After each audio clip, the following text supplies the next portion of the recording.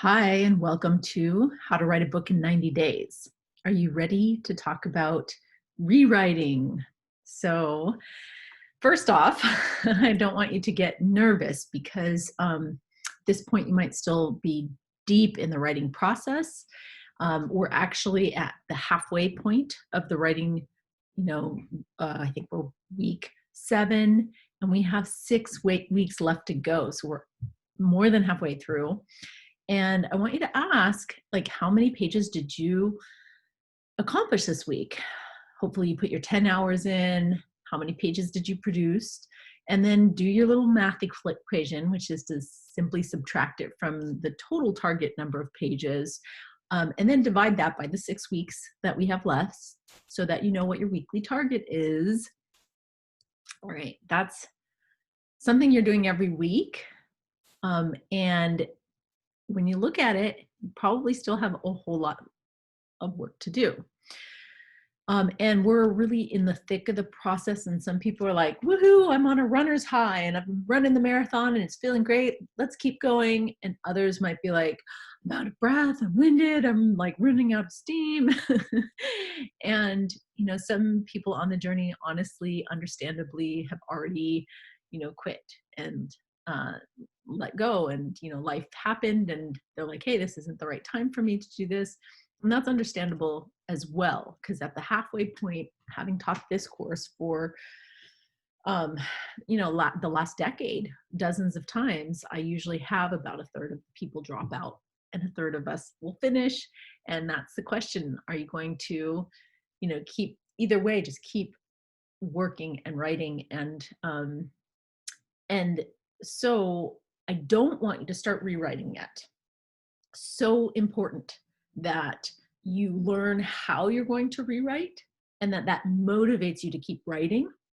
And especially since I want to give you shortcuts and hacks to like rewrite faster than than you thought was possible. And I want to make it enticing for you to get to the rewriting process. So the roadmap for our call is, first, I'm going to discuss the different hats. Like, there's a split. There's a hat for writing, which we're in. And then when you're ready to put the other hat on, I actually ask you to go back to this video. Like, so maybe you're coming back and you're in a whole different mindset, because the way a writer writes and the way an editor thinks, totally different. And the point, is this video is for your mind, because the mind exists in the past or the present. And right now, like, I just want you to be maniacally writing, but your mind wants to know, where do I go from here? What are my next steps? And so let the mind chew on this as you just continue. Let it not get you distracted about, oh no, what comes next. So we're going to talk about what to do when you finish, how to minimize the time you spend editing, and then also there's a little hack about using your find and replace feature on your word processor, followed by how to choose beta readers to actually read and critique your book when you're done. And then we'll cover the homework for the week. So I want to keep it brief. Next week, hopefully, we'll dive into deeper Q&A about everything that you need in order to finish your manuscript. So write me, if there's any questions, take notes and we'll go over that. So let's see. Have you seen that movie, Finding Forrester? It's Sean Connery. He does a stellar performance, and he's actually playing a character that's based on a writer, J.D. Salinger. And so it's a touching film, and he's like coaching mentoring a young budding artist, writer. And one of the advice pieces that he gives is to write from your heart and rewrite from your head. And that's, again, speaking to this split that we're really in this white hot, like, downloading phase. And when you make that shift, you want to actually make a really substantial shift. And so, it's important to me, yeah, to say that you'll kind of like a rite of passage or a celebration. You'll make a memorable finish to your manuscript. And it's kind of daunting because maybe you've even already started to hear the advice. Most writers, have this philosophy of that writing is rewriting, that writing, you might rewrite for years and years. In fact, someone asked Ernest Hemingway about rewriting, and he said that A Farewell to Arms, he actually rewrote the end 39 times before he was satisfied with it. And those stories aren't uncommon at all. John Irving's, who's one of my favorite authors of all time, he considers his writing career like 2/3 of his writing is rewriting, and like 1/3 is the actual writing. So it's crafting and editing, and this is really daunting because I come from the antithesis of this. I side with other writers like Scott William Carter, who said, you become a great writer by writing lots and lots of stories, not by rewriting the same story over and over. And there's also a writing coach whose work we're going to base this class on, and it's Holly Eisel, who says that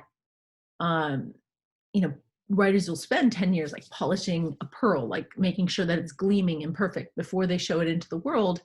And she actually has this like one pass process so that you can shortcut, rewrite, edit, and then move on to publish, market, and do your next book. That you want to be a writer who does multiple books. So, to mark the completion of this manuscript, which is the point of this 90-day course, is to complete this manuscript, then I want you to actually have some kind of ritual. And Stephen King, and love him or hate him, he's the most prolific writer. He's a master writing teacher. He's got an incredible voice, and he really knows his market, and he knows the fucking craft. So he has this ritual where when he finishes a manuscript, he puts it in a drawer and he doesn't touch it or look at it for 6 weeks. And his first reader is always his wife, which I thought was so romantic when I heard this. My first book, Don't Drink the Punch, I gave it to Mike. Well, I was like, I want you to have the honor of being my first reader. He read it, and I paced back and forth, worried about it. And at the end, I'm like, what'd you think?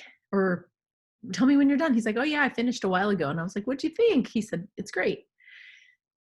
And see, the thing is he's not the most appropriate first reader.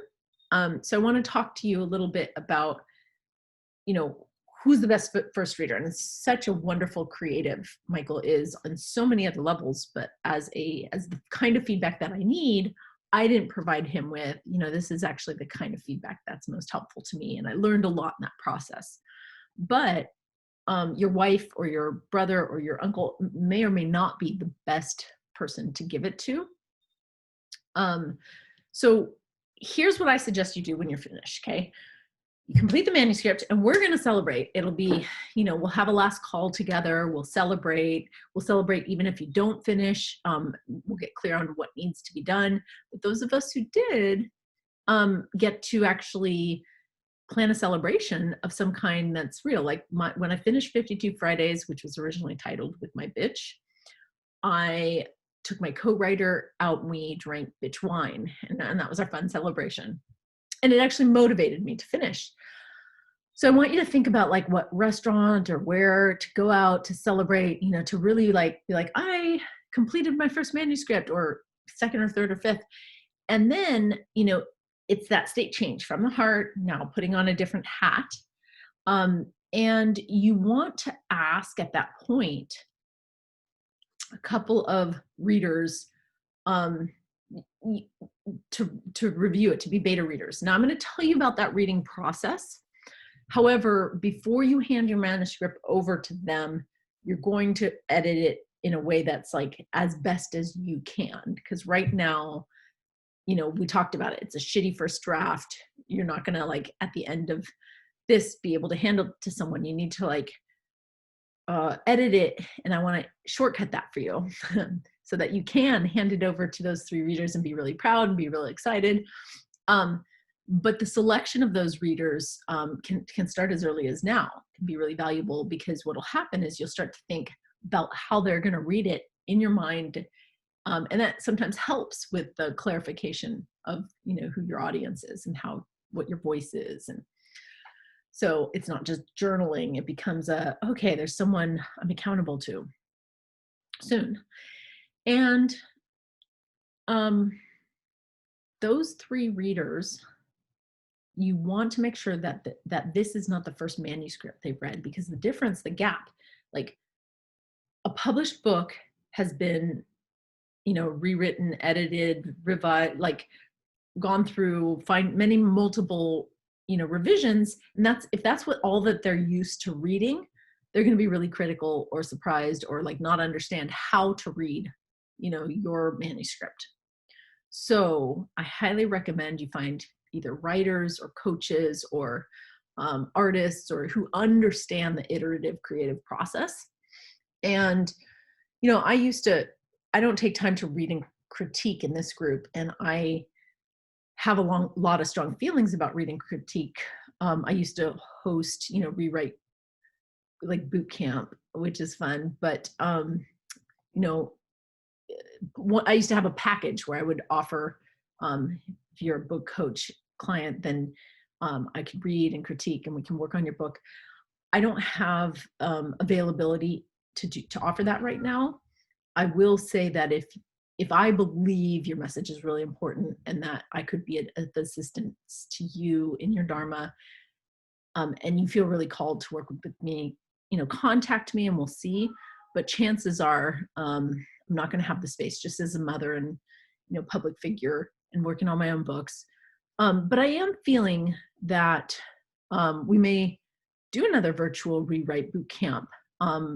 You know, perhaps if there's enough synergy in this group to even start it for after we're done, it might be nice to have some of the same, you know, players. So let me know if that interests you. Okay, so you want to get 3 people to read your book, which means ask at least 4, because people always flake. And you're going to ask them to take about a month, no more, like 3 weeks, 6 weeks is tops. But you want to give them time to say, hey, can you finish it by this time? And here are the things that I'm looking for. And, you know, you want to be specific about, you know, like what works, what doesn't work, what you want to change, any questions that you have specifically that you want feedback on. And I'm happy to share with you a list of questions for beta readers. You know, here's what to look out for. And so that they feel equipped going in to the reading. And then when they come out, they're going to, you know, give you some either written form or verbal form, but they're going to give you feedback. And you want to take that feedback with the, you know, the biggest open heart. And you want to listen, you want to look for your shadow, look for your blind spots. As authors, our books often will have a glaring reflection for us that we didn't even know. So my first book had a main character that was super insecure, super just second guessed themselves a lot. And my actors are like, yeah, or my readers are like, you can drop that. Like, you don't need to. And I was just like, oh wow, that's actually me growing through the character. And I let go of that character trait, and I actually grew in my life. And it was because this feedback from the beta readers is very profound. You know, it can be a personal growth exercise in and of itself to have other people give you feedback about your, you know, your most intimate channel. So the point of having 3 though is so you could triangulate, kind of like when they're looking for where's the earthquake, where's the epicenter. If, you know, 2 of the readers agree, they don't know each other, but two of them say, hey, your main character is really insecure, and I'm talking about fiction, then you want to, wow, there's agreement there. I didn't see it. I don't agree. But if all three of them give you different feedback, it's kind of idiosyncratic. A million people can have a million different perspectives on your book. You're looking for anytime there's alignment in the feedback, and then it's, ooh, or anytime you agree. If they say something and you're like, yeah, that, me too, then you know it's closer to truth. But if you have, all three people agree, then it's certain.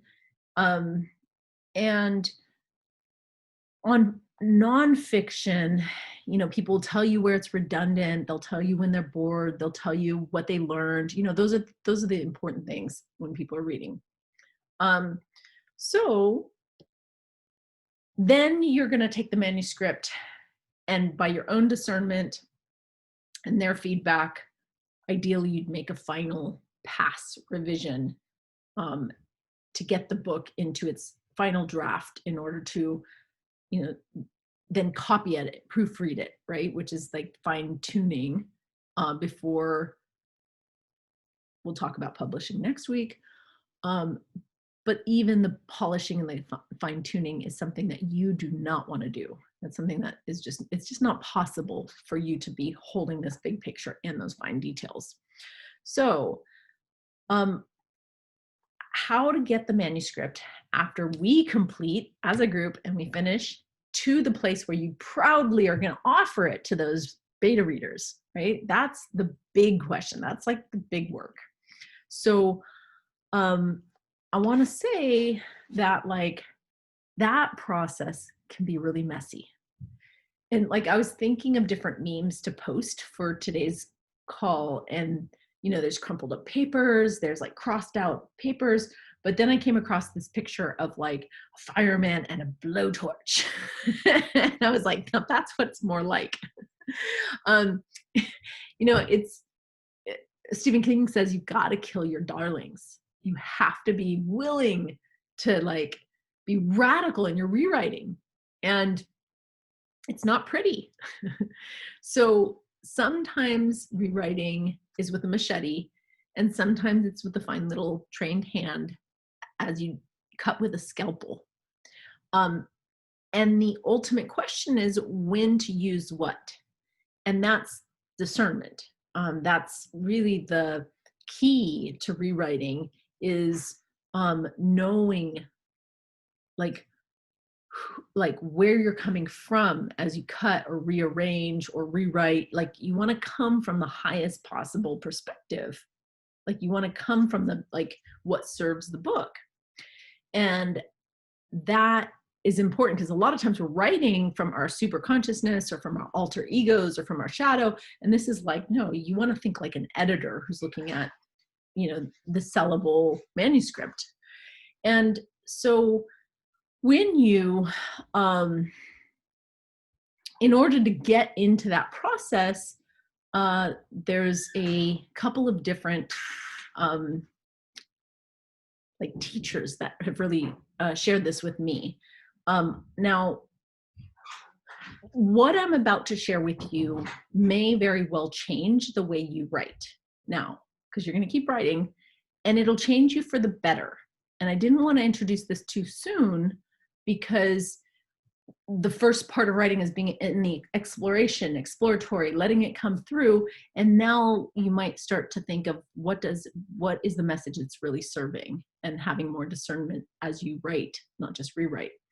So please don't start rewriting. Don't do this process until you've completed your manuscript. And this is Holly Eisel's process for minimizing, the amount of time that you spend rewriting. Okay, so she has a first step. This is called, by the way, I'm going to post the article, and it's called the one pass revision process. And when you're ready to rewrite, you can read the whole article as a guide. But I'm just going to give you a big picture, because the essence of it is to get your manuscript printed out, so that you actually have a stack of physical papers. Don't try to do this on your screen. And then you need a space big enough to have one notebook, where you can handwrite into, and 3 stacks of your manuscript. Because her process is that you are going to, with a red pen, you are going to read the entire manuscript with an eye for, okay, this needs changing, and here's a stack of the pages that are going to be edited. This one's fine. There's a stack of pages that don't need anything. And then there's the stack that you're reading, and then some notes that you're taking to yourself. That's the magic of the whole thing. That's the process. There's a pre-process. So step 1 to this is actually a discovery of what your theme is. Now, many of you who are writing nonfiction, you want to think about this as like the message, the big message. In fact, Craig Sparrod calls it the big book idea. What are you reading? What are you writing? And you want that to be in less than 15 words. So the theme is like love conquers evil, or one individual can change the world. When I was writing 52 Fridays, I was clear that like exploring, shadow and dark fantasies can actually illuminate and lead to enlightenment. That was my theme. And so if you do, a lot of times there's sub themes and there's other points to writing the book, but you need to know this when you're rewriting. You don't have to know this right now as you're writing, because you're you're kind of figuring it out as you go along. But I'm going to ask you, and this will actually be homework for this week, is to write your theme down, less than 15 words, like what is big central idea of your book. And it's ideally like a universal message. Like if your readers get nothing else, this is what you want them to get. And then what part 1 is of the rewriting process includes other things, like writing the back of your book, like meaning the blurb, paragraph about it, writing your character arc, so there's some like homework in Holly Eisel's rewriting process that's not, doesn't have to do with any of the stacks. And then once you're clear on that, you then know that all the writing you do in step 2, which is called the manuscript slog. Step 2, with your red pen, you turn your manuscript into something that looks like it's been rooted through by weasels. Like you just want to red pen it. And the red pen, the essence of what you're crossing off and changing and marking is basically, does this belong in the book? So what you're doing is you're serving the message. You're going to make your manuscript bleed, but that's because you're asking yourself, does this address the theme? Does this address the sub-theme? Does it contain action, conflict, change, or develop one or more of the characters, or move the book forward? That's so important. If it doesn't, you got to cut it. And she talks about making a big red X over everything. And if you learn something, take a note in a separate notepad that says, be sure to foreshadow, introduce the gun earlier, or talk about this theme earlier, or change this person's name to that because I want to hide their identity, or anything that you missed, but you're not doing a lot of the rewriting. You're just taking notes to self to rewrite later. And so actually it reminds me of movie editing.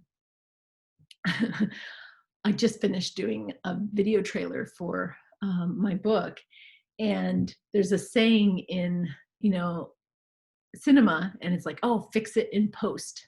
And what it is like they're rolling film, and like something happens. It's like, oh, let's not stop here. Let's fix it in post. We'll fix it in editing.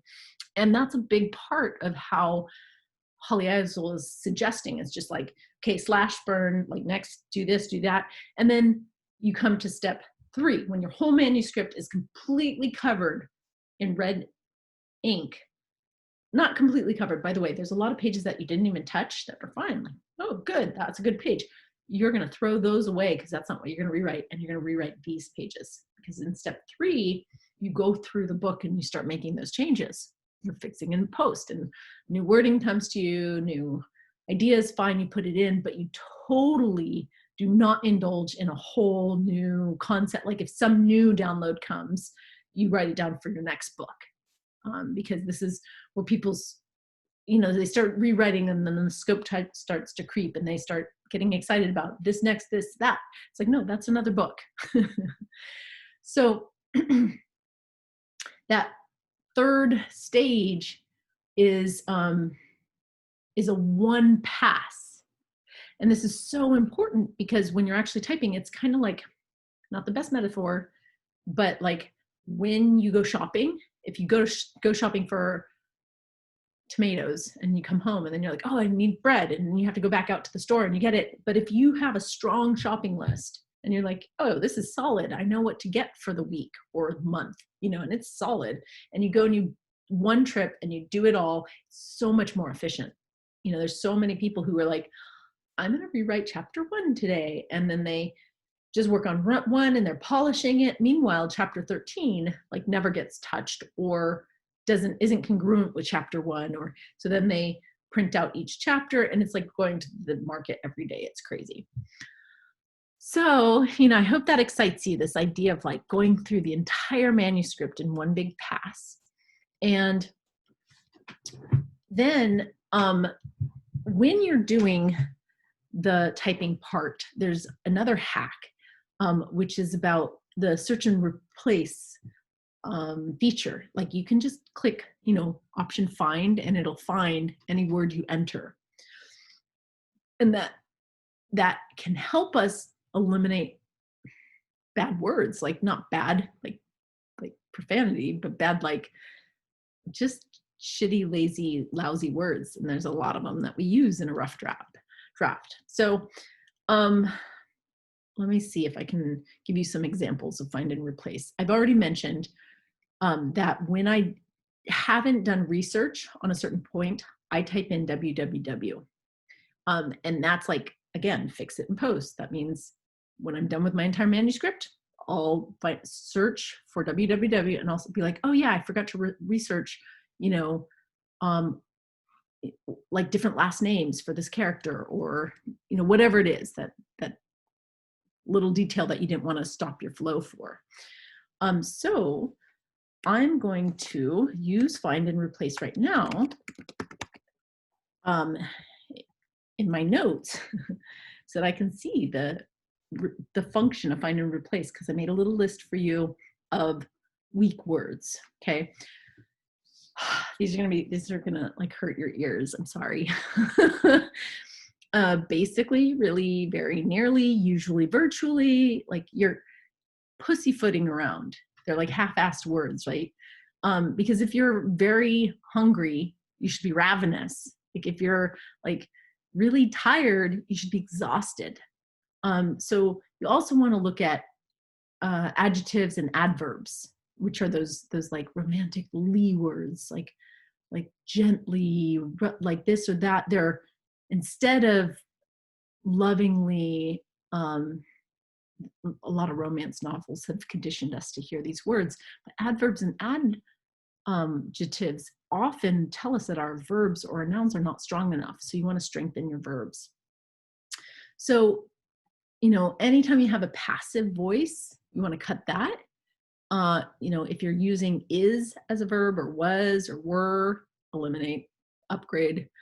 Again, we're trying to show, and it was raining becomes the rain slashed down in, tearing up the gardens and ripping the leaves from the trees, right? So it's more showing, not telling. So he was tall becomes she looked up at him, and up and up. Those are Holly Eisel's examples. But we're also going to eliminate cliches. And this process of taking out these weak words is like a process of coaching. I'm a performance art director, and I'll meet an orator who uses ums or ers or ahs, and it's like coaching someone to stop using those. It's like, take a deep breath and just replace it with presence. And having weak words out of your book, even though it's habit and it's how most of us talk or maybe even think, but cutting them is like going to create such presence and such impact to your reader. So hopefully that should be a fun process. And in tightening up your manuscript, there's one more teacher who really changed the way I rewrite, and his name is Steve Manning. And he, super simple, he called it the AXE process, AXE. He said, there's just three things you're doing. You're keeping it, if it's brilliant, keep it. You're like tightening it or fixing it if it's in the middle. And if it's not awesome, cut it. So he goes through the entire manuscript, and I've added it to Holly Eisel's process, which means that I've sat there with my red pen and I've done the same thing. I've read for theme and all of the questions that she asks, but I also have said, here's a paragraph. On a scale of 1 to 10, what is it? And I might be like, oh, this is an 8. And I read the next paragraph, 8. And I'll just put little numbers by the sides. And I come to a paragraph, I'm like, that's a 2. Okay, that's a 4. Okay, that's a 6, 7, 10, 10, 5, 3. So when I'm reading the first time, I put these numbers, and his position is if it's anything under a 5, just cut it. Like, don't even try to rewrite it. It's hopeless. And if it's anything over a 7, don't rewrite it either. It's good enough. It's good enough. But this 5 to 7 range, you probably want to tighten it up. And that's, it's a helpful little guideline. But I want you to adopt this mantra: good enough is good enough. Because, if it's your first book or an early book, it's okay to brilliant, amazing masterpieces are written by people who had practice novels or practice books, or, not every book it has to be perfect. So just really give yourself permission to accept yourself and the writing as it is and to move forward. So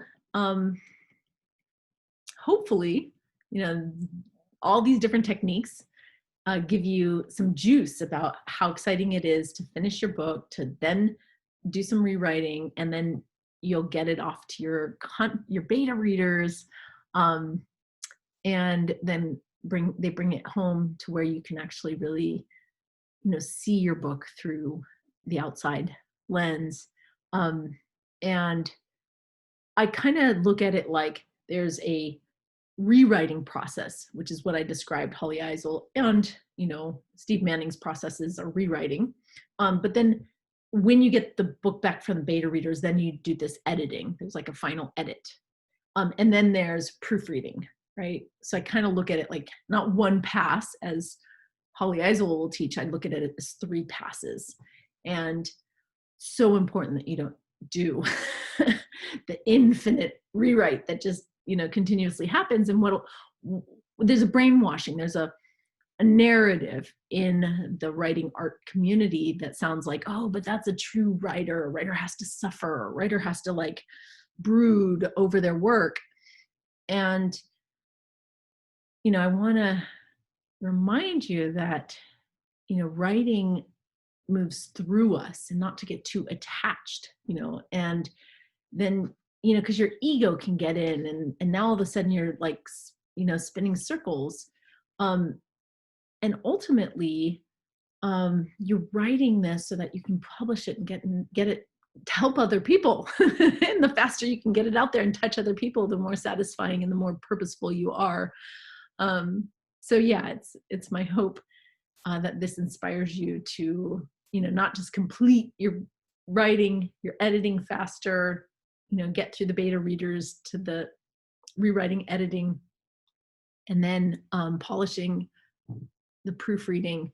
And we'll talk next week about more of the it's creating a product, the production, the marketing, the packaging. Before we get to marketing, we're going to talk about the packaging, publishing itself. Whether you're going to self-publish or have a publisher is a different conversation, and we'll cover that.